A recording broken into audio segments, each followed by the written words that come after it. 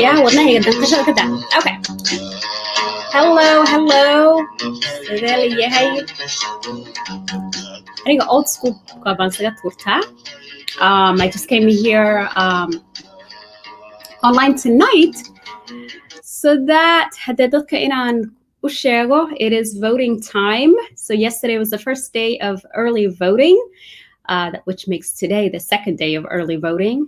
Marka, I was like, let me bring my tunes.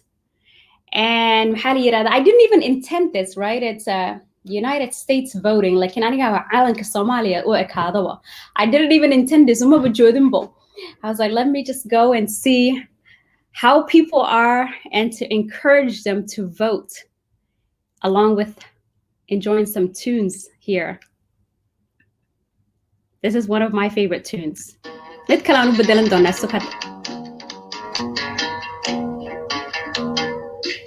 Hold on, maybe we can play Name That Tune. Yeah, yeah, Hesse. Who is this man? And what is the song called?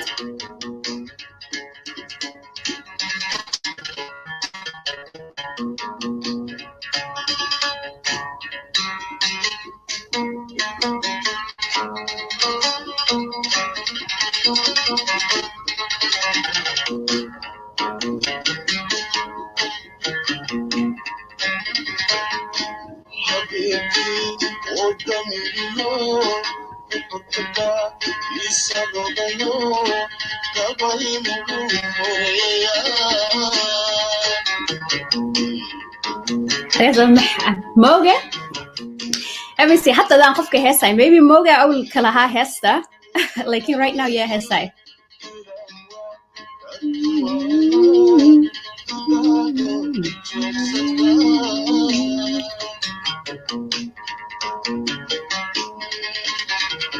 Oh, this is the next one.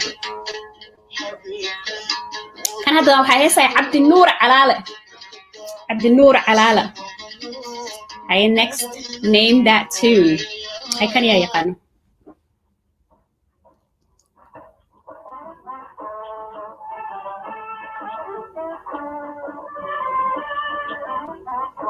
إن شاء الله ويجوا جرتا قرشة وحان ربي مانتا إنان كلا هادلو دادك آغا هيغا جوغو عد بحنتا وبلاوتي شلا بان أولي جودة بدوان كور خبا وانا لسعودا ساعدة هادا كتا هاي East Africa Somalia so وانا لسعودا مركو ماتسنيت Hey, what about this one? كنا مقعيس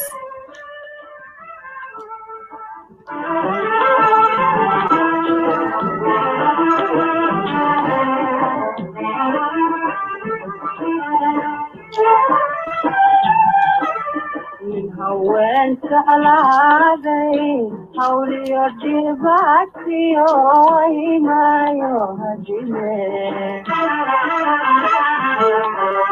أنكوها ويفاد القولة هاي كويسو وربعي ما هاي سيدي وانت على هذي حولي يرجباتي وما يهجمي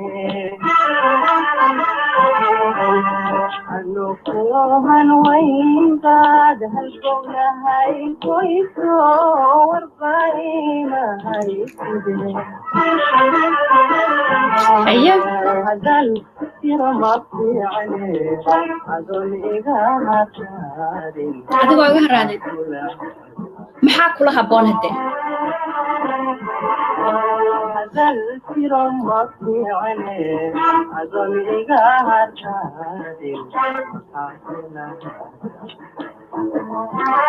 somebody baa sheegay qof baa sheegay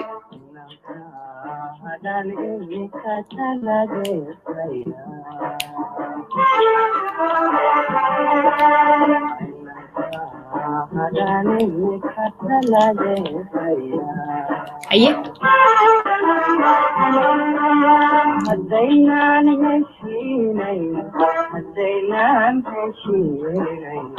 أيه somebody baa sheegay qof baa sheegay Cumar Dula This is a classic أيه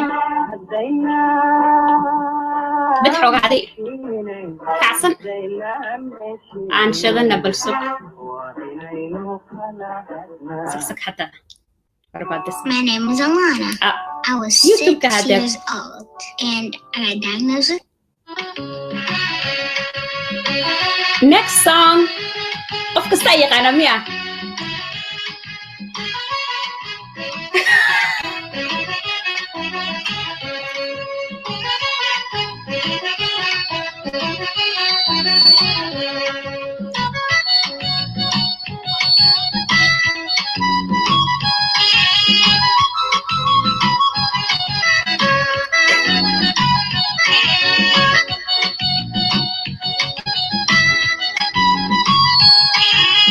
هاي كان قف اسمه يا خانا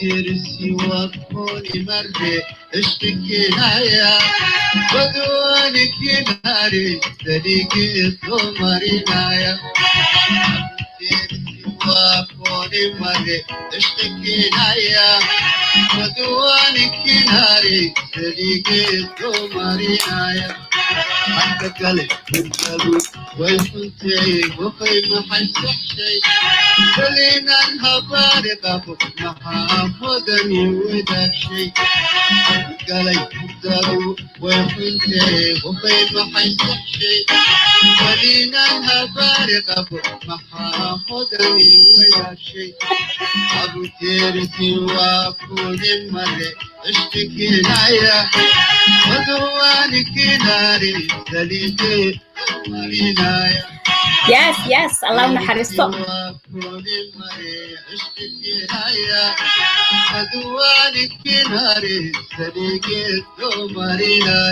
هاي كلنا شيءنا يا حد حاجة نص عليه هالمرة وحير أنا جيسنا maybe هسه مركز ساعة وبلا تهربك قرني سينه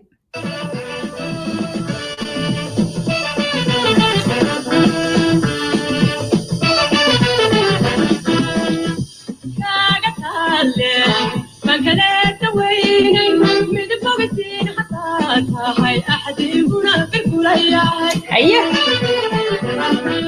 مرتادي قاعدة مكانت ويني من فوقتين حطاتها هاي أحد هنا في الكلية أيه بلانتي يدي قنبا ولي قاعدة فرشتي كالكعالكنا بلاش ياني ولا نوعم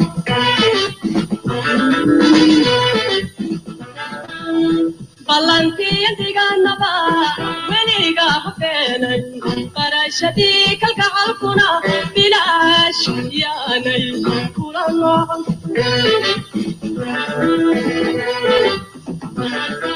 مرسي حتام بربارتي بحسنو درادا وقصو بنام بحي غير الله بفيلي مرسي حتام بربارتي بحسنو درادا وقصو بنام بحي غير الله بفيلي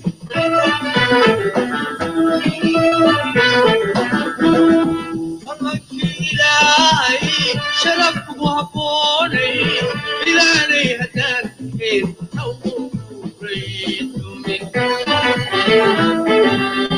والله إلهي شرف وهبوني أيه وارنتا إلهي هدان خير أو ريت منك أوه كان يا خلينا شيء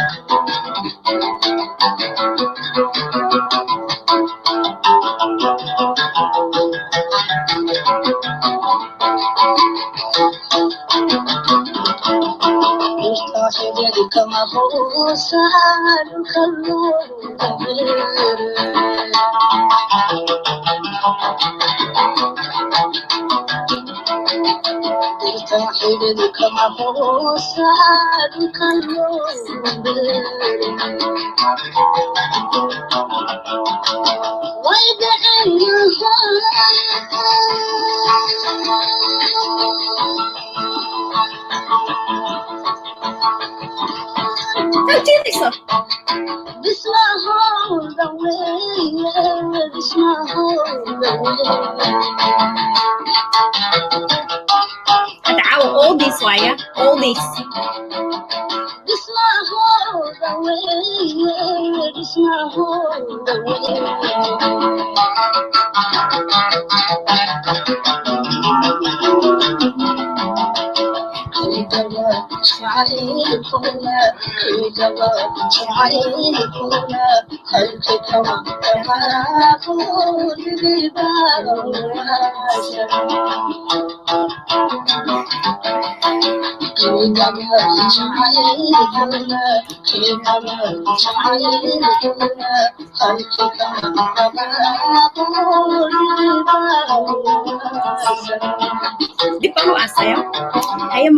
Let's check with you next time.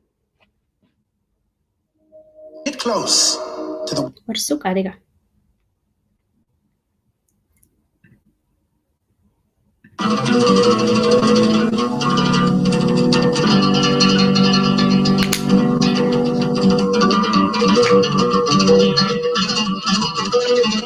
Name that tune of Somali Somaha. Hestas Wayo.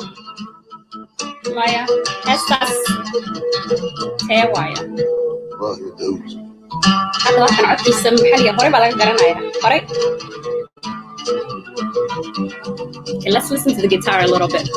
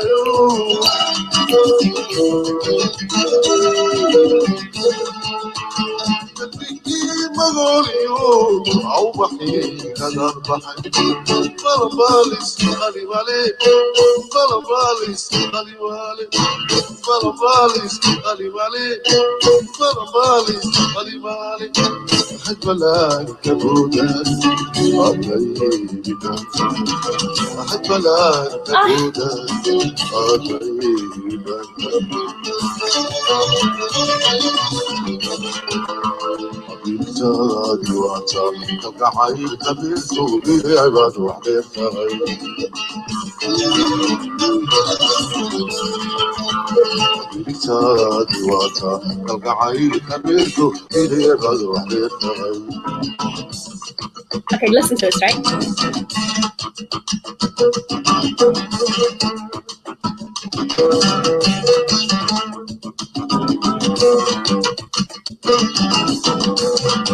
It's sick, you know?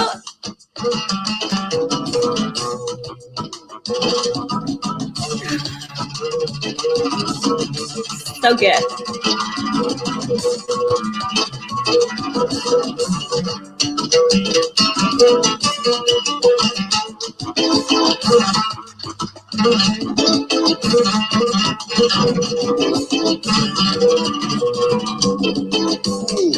Maaragtay, right? The way that the music, the way codkiisa iyo music isugu soo baxayaan, isugu imaanayaan, it's just amazing. Waan arkaa some people who try to, you know, sing Hassan Aadan Samatar's songs. Waxba kama sheegaya, you know, they have a nice voice, but there's only one and only Hassan Aadan Samatar, okay? Let's get that straight. Like, Hassan Mel Digno. Hassan, and he's still alive and kicking, by the way.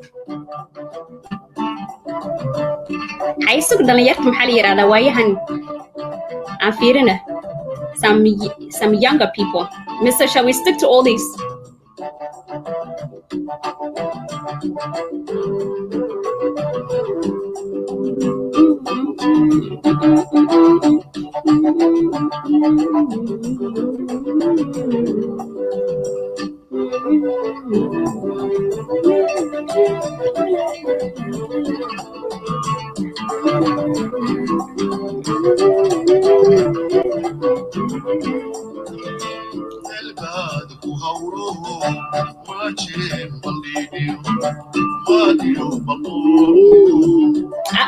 Next song. Next song. I know.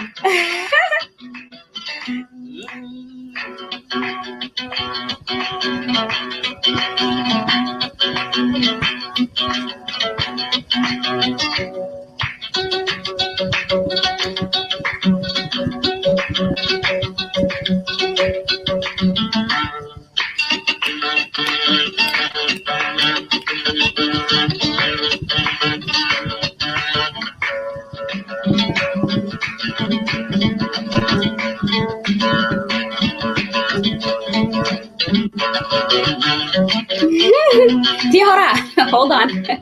Kan aan sheegne. Kan maxay tahay? Yaa heesay. Heesta magaceed. Ah, that's the title. Title-ka game-ku waxaa waaye heesta magaceed.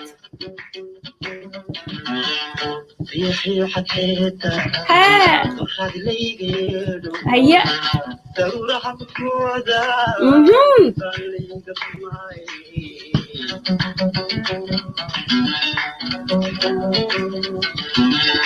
طريقاً كلابتا تبيني جعيلتا يبسون دقايو يسانو قلبي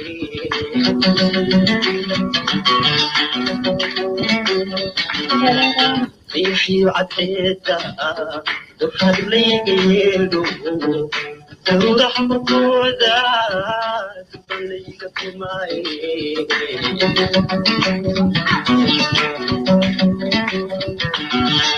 طريقاً كلابتا تبيني جعيلتا يبسون دقايو يسانو قلبي هيا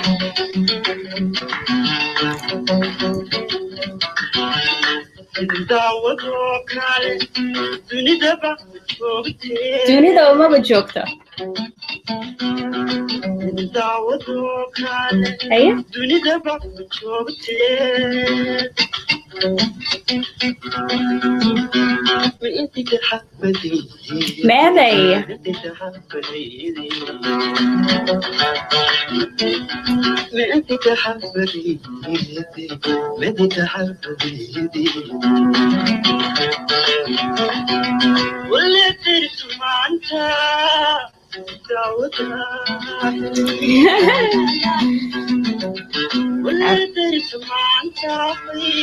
Hey, that was Big Bear.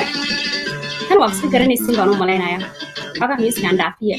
Too much music waxay ciyaari like 2 daqiiqo oo dhan. No. We're just hanging out today. We're just hanging out. And the topic is, if you're in Ohio, haddaad joogtid, go vote. That's it.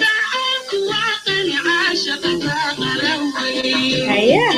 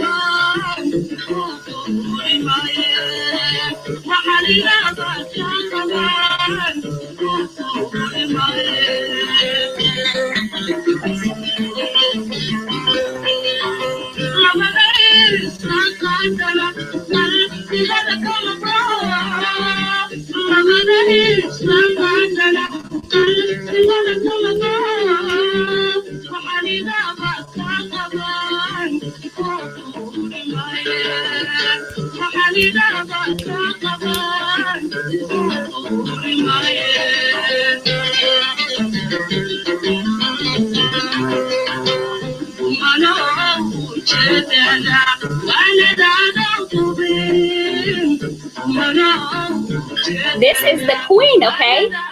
Somebody This is the queen, the one and only.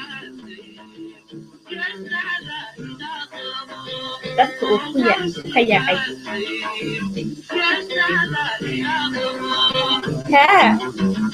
This is the one and only Hiba Noura.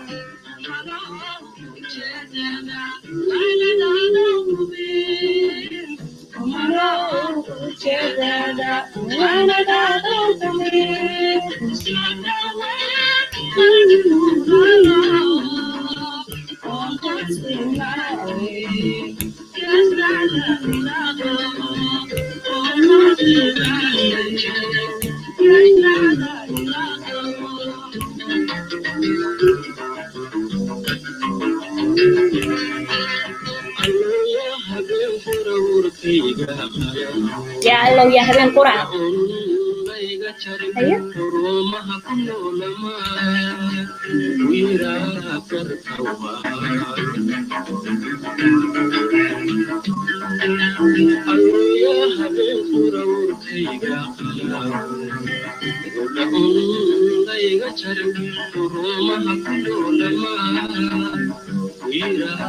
Oh, this is one of my favorite. Tan haddad garanaysiin cawada. Yeah. So what? Hada hore bay ka sheegaan, but I have to skip a little bit. Intay sheegayaan baan maya ma sheegaysiin sug. Okay. Hay waa kan.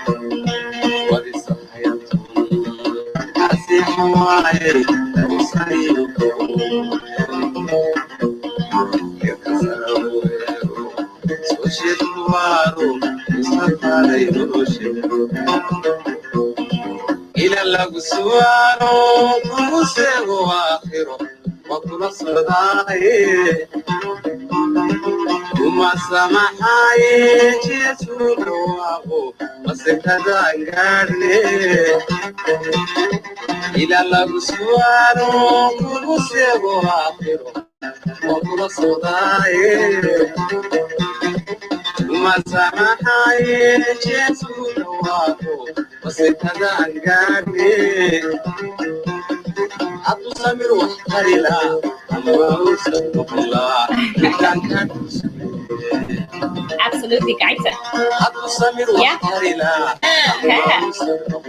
Oh, I love how she said the hair. Allah, yes, أنا شيء. super awal. Super أنا ما يقانا سكر. إنها يقدران درش خلال الأسقوبي. شعال كان يدوقها. هديو كفر صاري. هلكو مرت مرايو. والله هدا ورجع بنسي. بقول كيلو بقول. واي. هربا وتفهمي كرتين ده.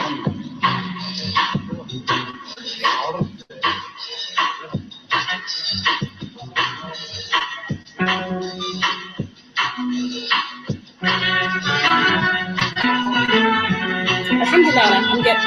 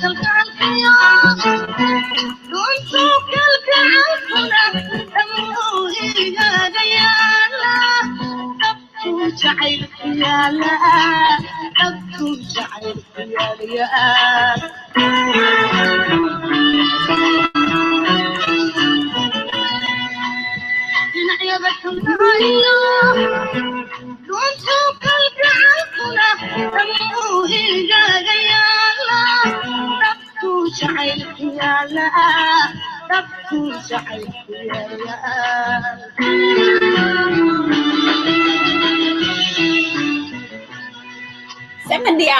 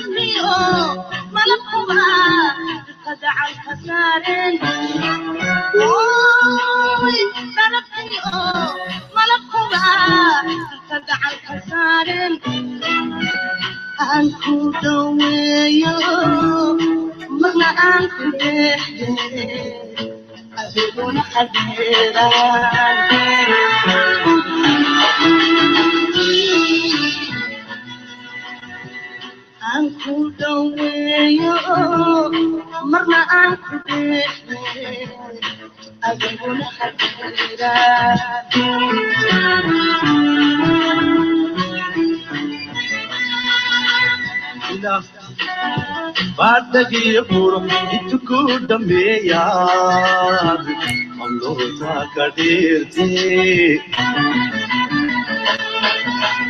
Ila Badagi puro ituku dameya Amlo zakadirti Wahagala damatiga Ifkate maniolun laguda asmaye Rabtu chaiku ya Rabtu chaiku ya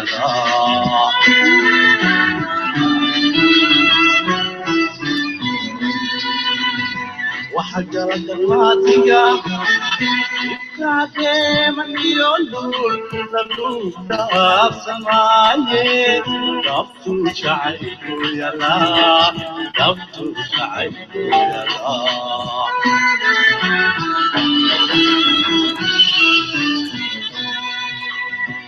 تطاقي يصعود عم الدبر كيدا سيد الدمر كيس ودي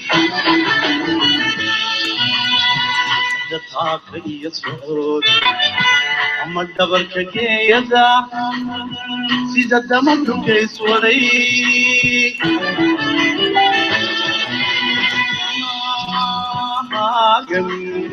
كلام dhacay oo waxa idaawac maagan kala dhacay oo waxa idaawacay daweeyo marna aan ku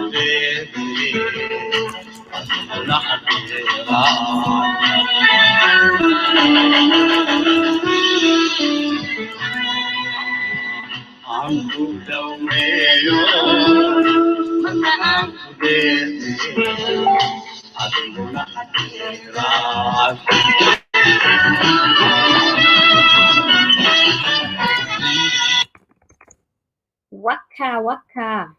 That is definitely one of my favorite songs. Hal mar bay la ii kaadiya bal. Hal mar ii kaadiya walaalayaal.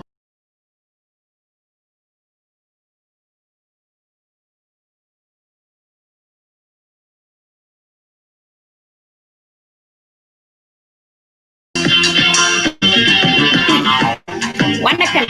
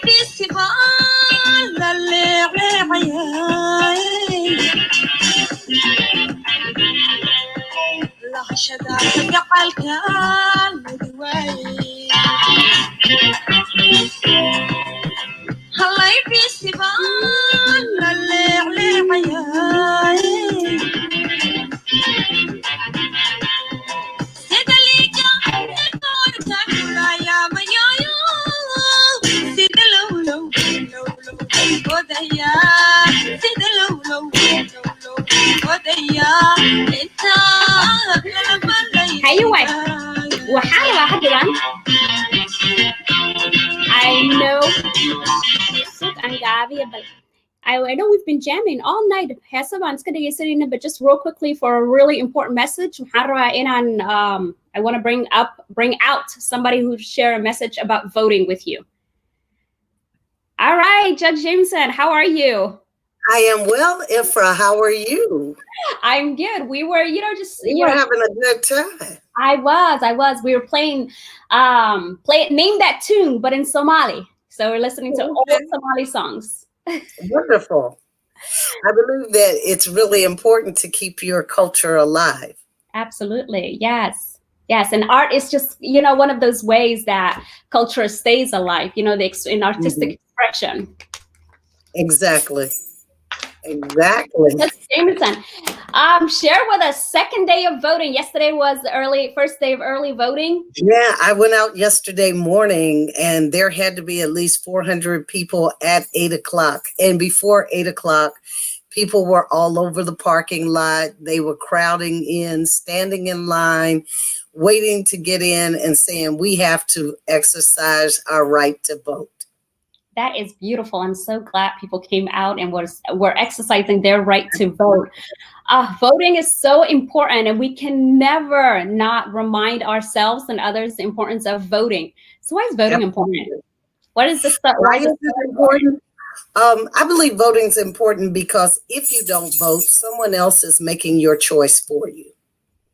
And when you don't vote, you feel like you have no part in the decision-making process. Mm-hmm.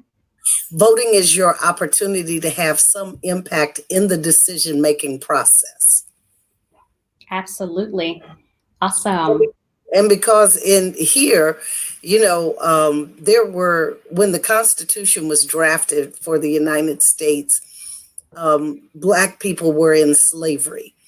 And for every 3 slaves, the master got to count that as 5 people. For every 5 slaves, he got to count 3 in the population to be considered in the Electoral College for voting. So 3/5 of a person? Beg your pardon? The 3/5 of a person? Correct. So that's where that comes from. And the history of Black people in this country being disenfranchised for many reasons, going to the polling place and they'd have a jar of beans and say, guess how many beans are in the jar so you can vote. You have to be able to reading tests to vote, poll taxes to vote, being shot at, being killed, being lynched, and even the freedom riders that came from the North to just come south and help register people to vote were killed and murdered.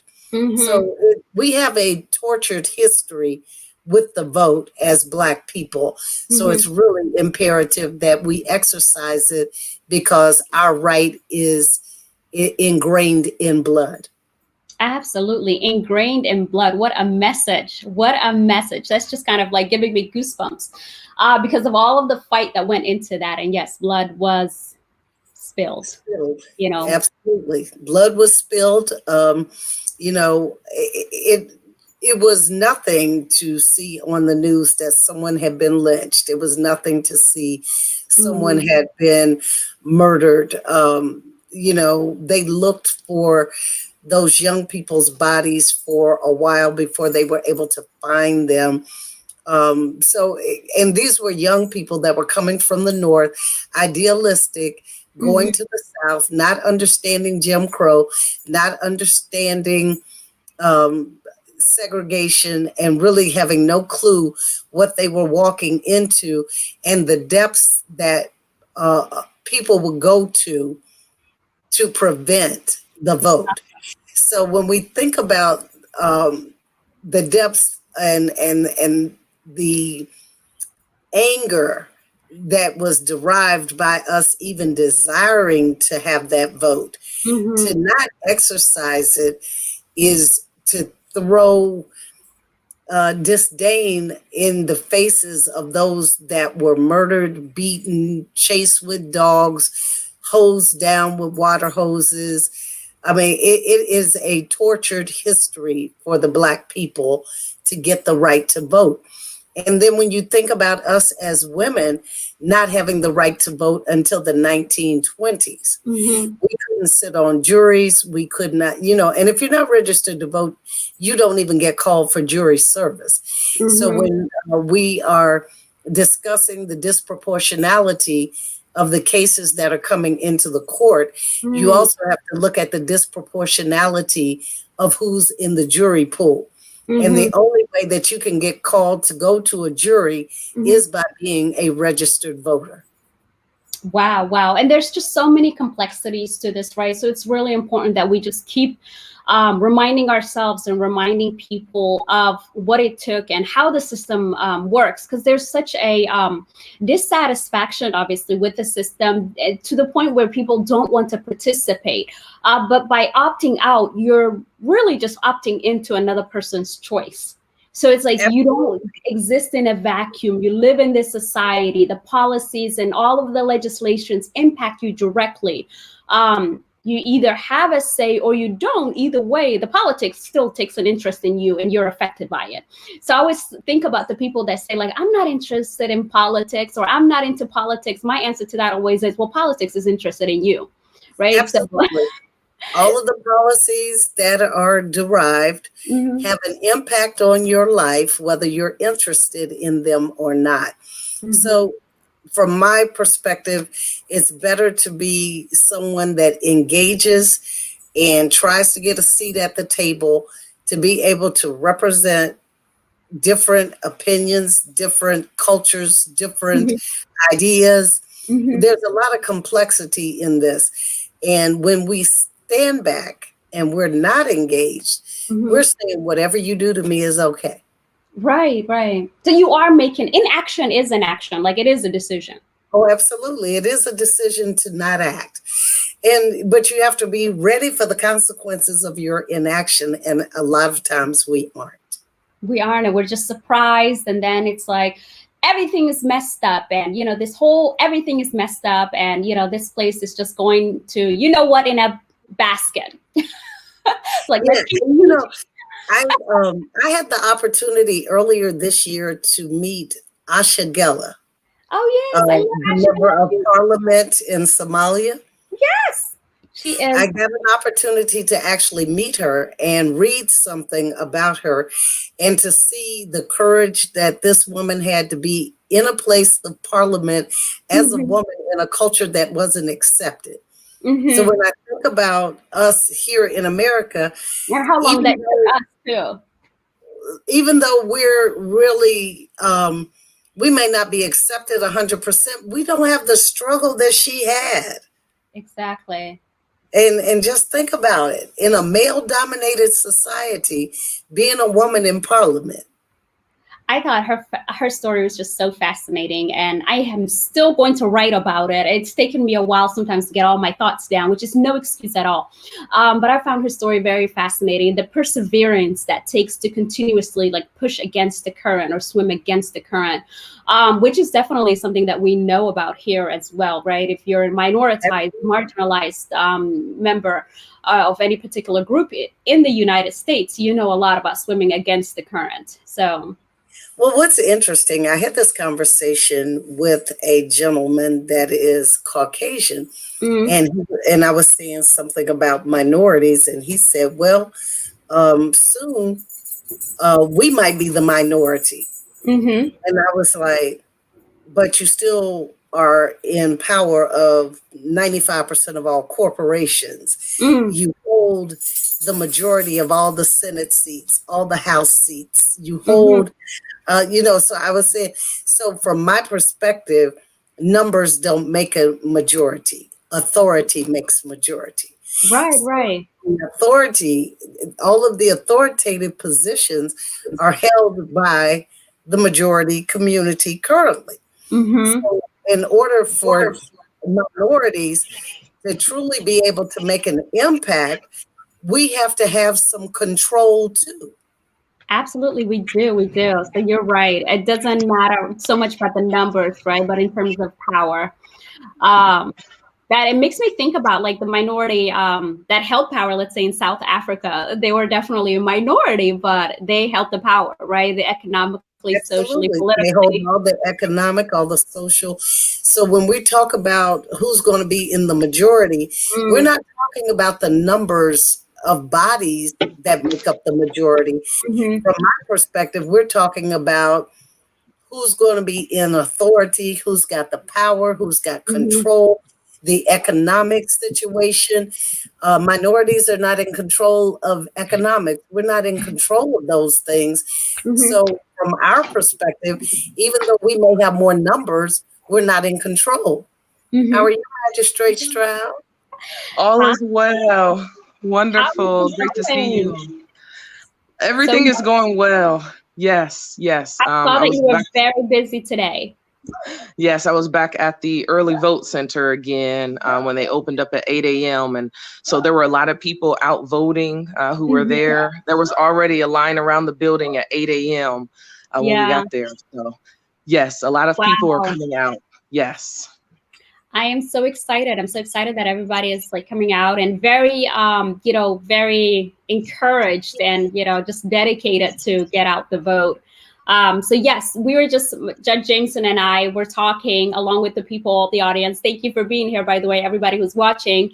And we were just talking about the importance of voting, the history of voting, what it took, for minoritized, marginalized communities to be able to vote, in particular, African-American community in particular, as well, women. What I like to say also, Judge Jamison, earlier when you said we got to vote as women 1920, my understanding is that white women were able to vote in 1920. Were Black women able to vote by 1920? I think that they were starting to vote. I know that they marched with women in the suffrage movement. And unless my history is failing me, Black women were allowed to vote at the same time. I'll have to look that up. You're asking a question. I don't know. Because I was just thinking to myself, Magistrate, help me out. Did Black women get to vote in the 1920s as well? Right. I thought that we did not. I thought that it was later that we were able to vote. But I agree that we did march and support those efforts. But I thought we were not able to vote until later, after, you know, the changes with the civil rights movement for Black people, for African Americans to be able to vote. And that's when we were able to vote as well. Right. Well, I guess you're right. And, you know, that's when we talk about like intersectionality, right? Where, you know, Black women are like at that intersection, right? Women and like, you know, gender and race, where both of these issues impact us. So absolutely. I think about that often. And as an immigrant woman, right, I think about that too. I'm like, there is another intersection, right? And from a like religious minority, as a Muslim woman, there's another intersection there. So multiple identities, part of the American fabric still, but also when we talk about these issues, like that needs to be taken into consideration. Whereas even like for feminism, for a long while, it was, even for now, you know, it's still referred to as mainstream feminism is referred to as white feminism, right? So because it protects and speaks of the issues that pertain to white women. It doesn't, you know, come into the issues that pertain to Black and other Indigenous women of color. And then when we are talking about race relations, we're typically talking about the men, you know, Black men. So there's a book, All the Women Are White and All the Blacks Are Men. It's a Black women's studies, actually. Well, you know, and that brings up a very interesting point that most of the studies are around Black men, but that's because Black men were the target of the slave trade initially. But I think I looked it up. It said 1920, all women were given the right to vote in South Africa. Oh, okay. So history. It's a history lesson tonight. Yeah, well, you know, I was thinking. I said I remember women had a total. They came together and had a suffrage movement. You know, women got it together. We got it together. We go out there and make it happen, huh? Yes, all of the absolutely. Are predominantly around men and boys.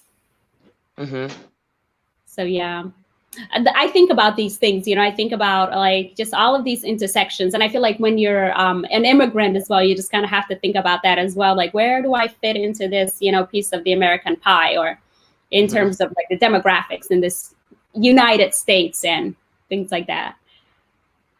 Yes, the United States. United States, encompassing all of these, you know, identities. Magistrate Stroud, how was your day today? So, how was the getting out the vote? It's so early in the morning, garnering support.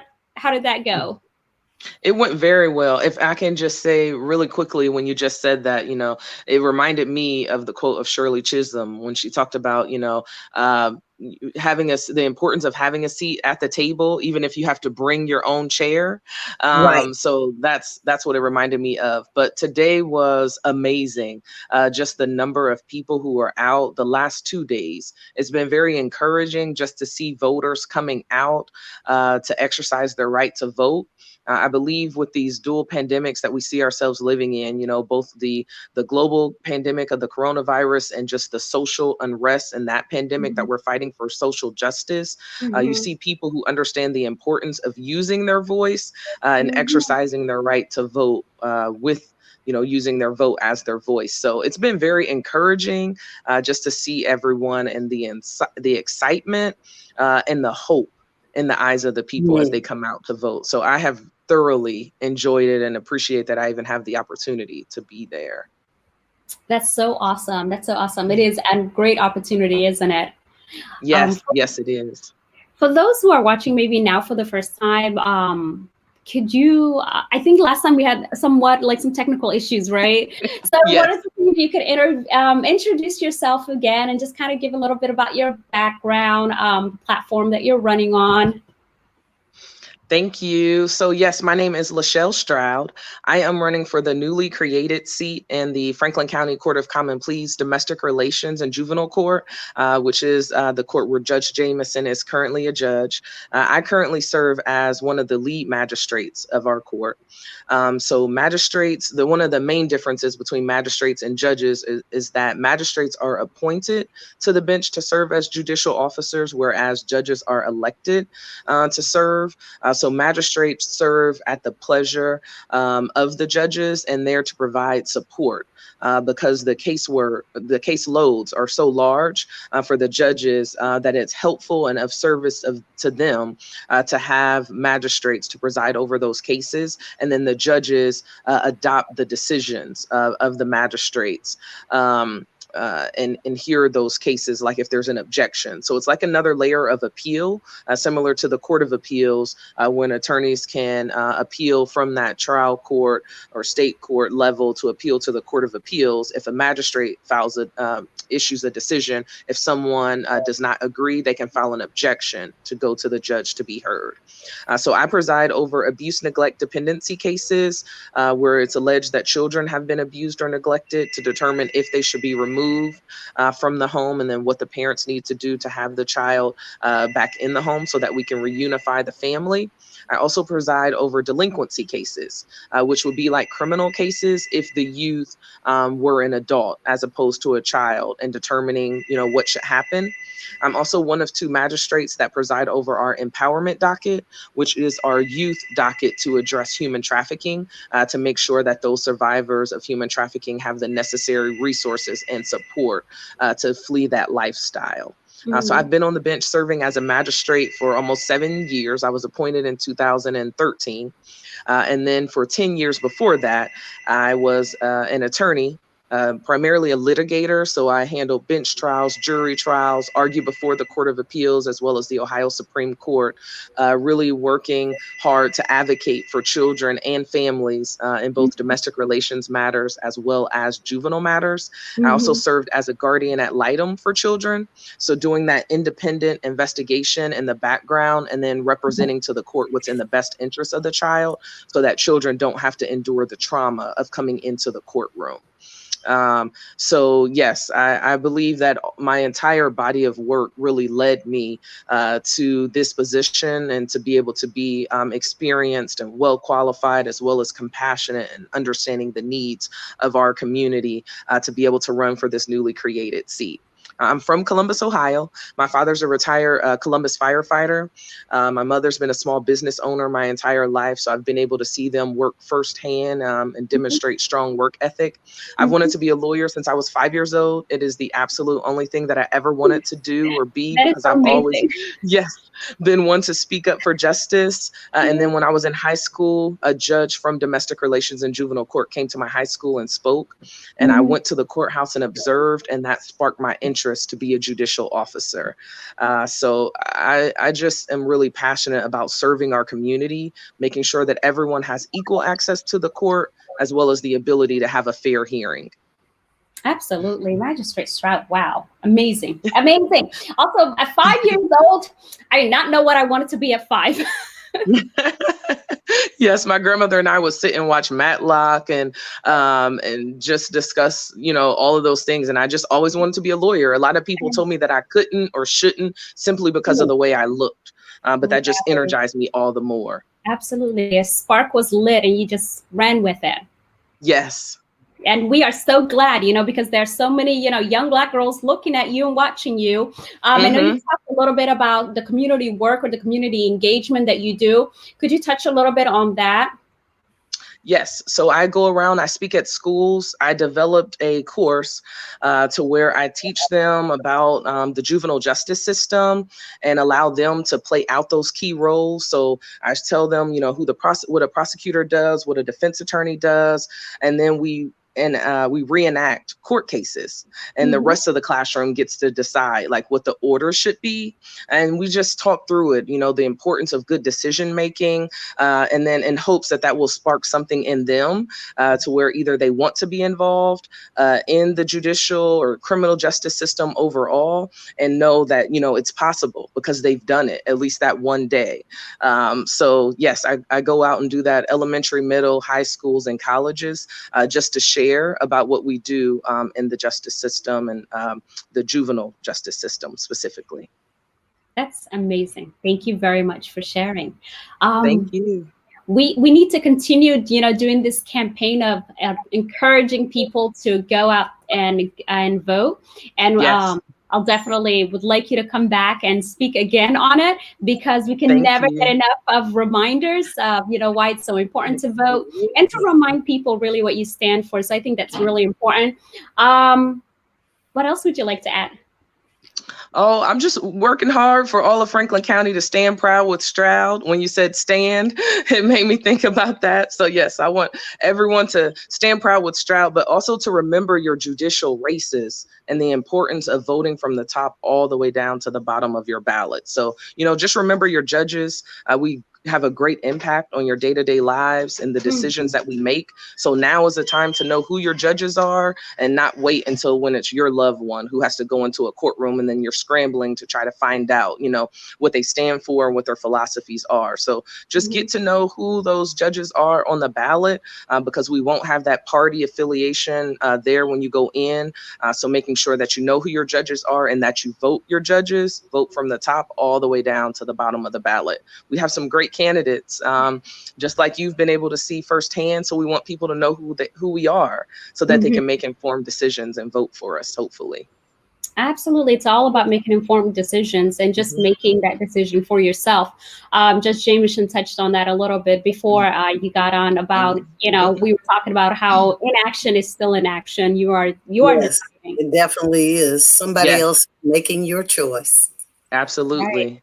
Right. So, and, you know, and if judges weren't so critical, why is the world focused on who's going to replace Ruth Bader Ginsburg? That shows you the critical nature of the positions. You know, it's the judges who interpret the law. We are an independent branch of government from the legislature and the executive branch. And I think it's critical that we should understand the impact and why they are so focused on replacing that position before the election.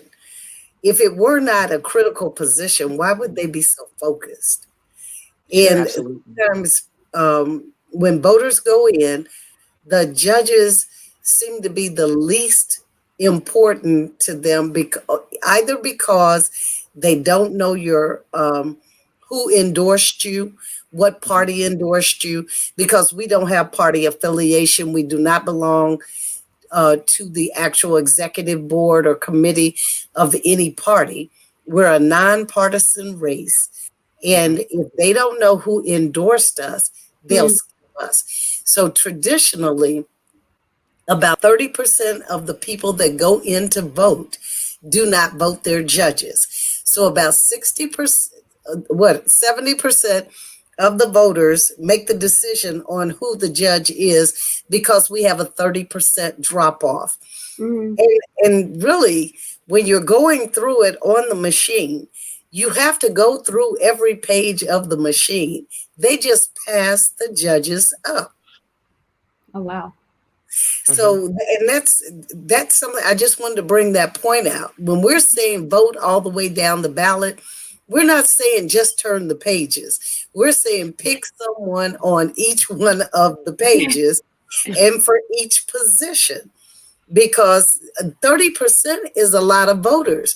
Yes. We had over 300,000 people voted in 2018. 30% of them did not vote for a judge. That's a lot of people when you think it was 365,000, I believe, individual votes. 30% did not vote for a judge. That's a lot. Yes. That is a lot. Number. And so the 70% made the decision of who the judge would be without the input of 30. So even if you had a room of 10 people and 3 people decide not to participate, 7 people are going to make the decision for the other 3. So when you look at it from that perspective, and as Magistrate Stroud was saying, and voters are more directly impacted by judges than any other political office, you just passed up the opportunity to determine who's going to be the decision maker for your family, for your friends, for your employer, for your community. You just passed that decision up. Absolutely. And that's why it's so important to vote. And we will continue speaking on it. So like what, 7:35, any last words? Any last words, Judge Jamison, Magistrate Stroud? What would you like the people to take away from this today? Well, let Magistrate Stroud go. Okay. Thank you, Judge. I was deferring to you. So thank you very much. What would we like the people to know? No matter what the obstacles are, just like in life overall, just go out and vote. You know, have your plan. If your plan is to vote early, make sure that you have the information for your local board of elections to know what those hours are. If your plan is to vote by mail, making sure that you have received the correct ballot. And then deciding, you know, they have that drive-through open. Today, there was a steady stream of traffic with people driving by to drop off their vote. However you feel comfortable and safe to do so, making sure that you have a plan to execute that. And then voting all the way down to the bottom of your ballot, voting your judges. And if you would be so gracious to stand proud with Stroud, I would greatly appreciate that. So yes, just having a plan and the way that you're going to execute your plan. Thank you so much. Thank you very much. Well, and I would like for my last thoughts to be this. On yesterday, it was discovered that many of the ballots went out and they were incorrect. There was a press release issued and by the Franklin County Board of Elections to say that many of the over 200,000 ballots that went out in the mail are incorrect. What I would like to take from that is I still believe that you can vote safely in person at the early voting center. I am a firm believer in touching the machine and sliding my own card in. And that is why I've been really telling people the polling place is open from 8 o'clock to 5 o'clock for this week and next week. Then the third week it goes to 8 to 6. Then you're going to see Saturday and Sunday them being open, and you're going to see opportunities to get in. And the last day you have to vote early is on November the 2nd, and they close at 2 o'clock to prepare for the election. But for this week and next week, it's 8 to 5. The week of October 19th through the 23rd is 8 to 6. October the 24th is 8 to 4. That's a Saturday. October the 25th is Sunday from 1 to 5. The week of October the 26th through the 30th is 8 to 7 p.m. And October 31st is a Saturday, and they're open 8 to 4. So it's really critical that you go out and put your hand on the lever, because what if you are, how do they know who got the incorrect ballot? Are they going to send them all back out again, another 200,000 ballots? I'm concerned about that, because there have been many ways that we have been disenfranchised through generations. Go out and exercise your right to vote. Don't sit back and wait for an absentee ballot. The other thing that I would like to say, number 2, if you have requested an absentee ballot and you change your mind and you want to go to 1700 Morse Road to cast your vote, you will be able to cast your vote as long as you have not mailed in the absentee ballot. So if you made the request, you're concerned that yours might be one of the ballots that's incorrect, you can go to 1700 Morse Road and still vote absentee in person. You can still go in and do that. Third, if you decide you're going to mail it, it must be postmarked by November the 2nd and must be received within 10 days of November the 3rd.